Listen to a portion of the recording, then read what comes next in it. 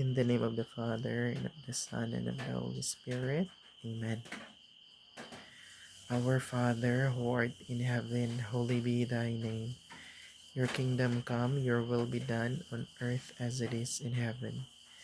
Give us this day our daily bread, and forgive us our sins, as we forgive those who sinned against us.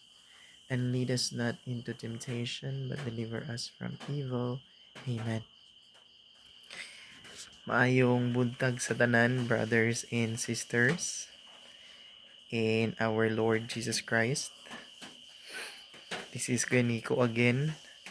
Another day, another sharing na punta sa atong pagtuo. Gusto i-share ni Kuya Nico for today is kining reality issue about kwarta, money.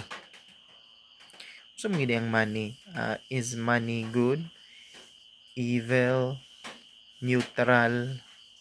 Do we or should we give importance to money or walang gitay pakialam sa mga importante aning kwarta? Istorya nato na gamay siguro kadyot, no?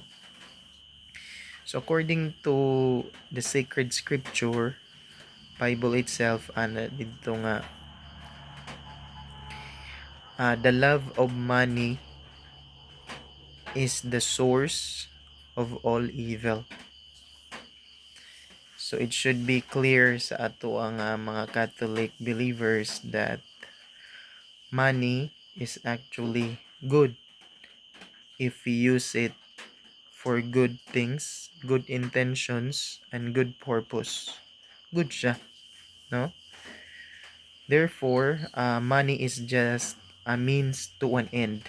It's a tool na pwede na to gamiton for the good of our brothers and sisters, our families, and for ourselves.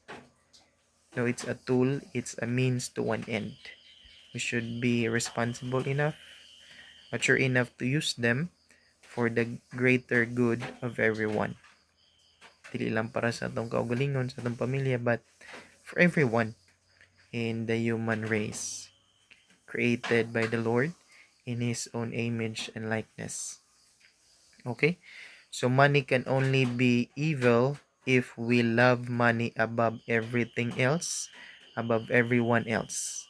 If we put it above than God, than our family, than our brothers and sisters, than ourselves, then it becomes evil. So therefore, let's use it in a good way, proper way, not only for ourselves, because our human heart will not be and never be satisfied by money alone. So the number one priority should be the Lord, our Lord God Jesus Christ.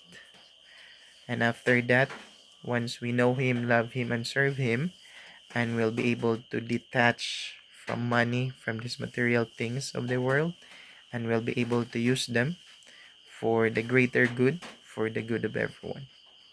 Thank you so much, and God bless.